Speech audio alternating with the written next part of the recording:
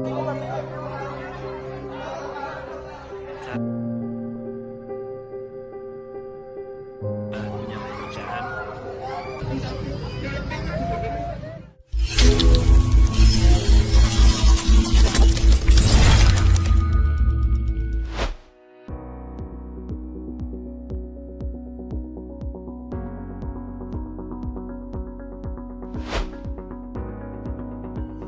Pengangguran atau tunakarya atau unemployment ialah istilah yang diberikan untuk orang yang tidak bekerja sama sekali atau orang yang sedang mencari pekerjaan. Statistik Angkatan Kerja yang pertama populasi usia kerja, yaitu orang yang berumur 15 tahun ke atas.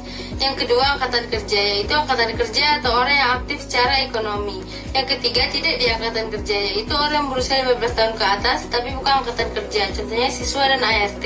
Yang keempat yaitu bekerja, suatu kegiatan yang dilakukan oleh orang yang bekerja untuk memperoleh penghasilan, contohnya wira swasta. Yang kelima pengangguran terbuka, yaitu orang yang tanpa pekerjaan tetapi mencari pekerjaan atau orang yang mendirikan bisnis atau perusahaan baru.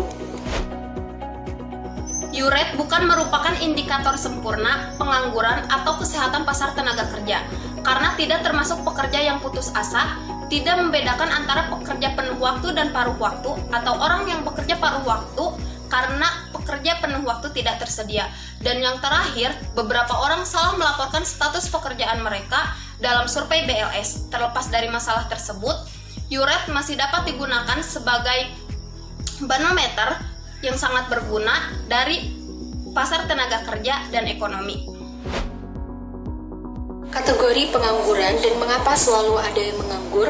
Selalu ada pengangguran meskipun tingkat pengangguran berfluktuasi, bahkan ketika kondisi ekonomi berjalan dengan baik.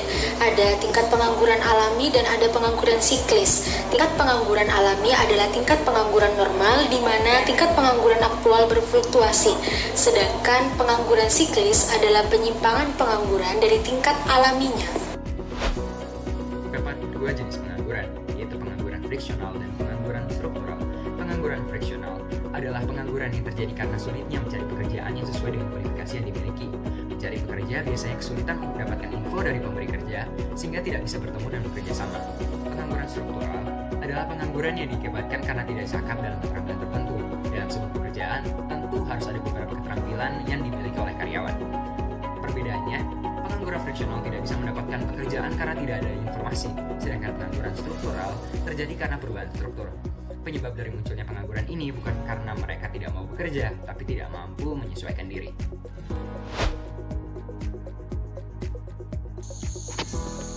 Materi selanjutnya adalah mengenai apa itu teori upah efisiensi dan mengapa hal tersebut menyebabkan pengangguran struktural.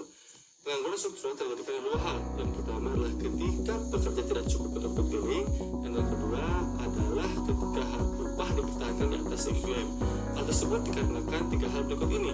Yang pertama adalah upah minimum. Ketika pekerja tidak mempunyai skill atau pengalaman sehingga menyebabkan pengangguran struktural.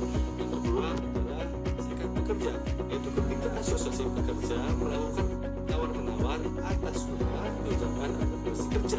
Yang ketiga adalah mengenai upah efisiensi. Mengenai upah efisiensi akan dijelaskan lebih lanjut oleh saya berikut ini. Materi yang terakhir adalah upah efisiensi. Isi dari teori upah efisiensi adalah perusahaan secara sukarela memberikan upah di atas keseimbangan untuk meningkatkan produktivitas pekerja. Ada 4 hal penting mengapa upah efisiensi ini dibutuhkan. Yang pertama, kesehatan pekerja. Pada negara-negara yang kurang berkembang, gizi buruk merupakan suatu hal yang lumrah atau sudah umum. Oleh karena itu, dengan membayar upah di atas keseimbangan dapat memungkinkan para pekerja dapat makanan yang lebih layak, sehingga dapat meningkatkan produktivitas pekerja. Yang kedua, pergantian pekerja. Mengganti dan melatih pekerja baru merupakan suatu hal yang mahal. Oleh karena itu, dengan membayar upah di atas keseimbangan dapat meminimalisir pergantian pekerja.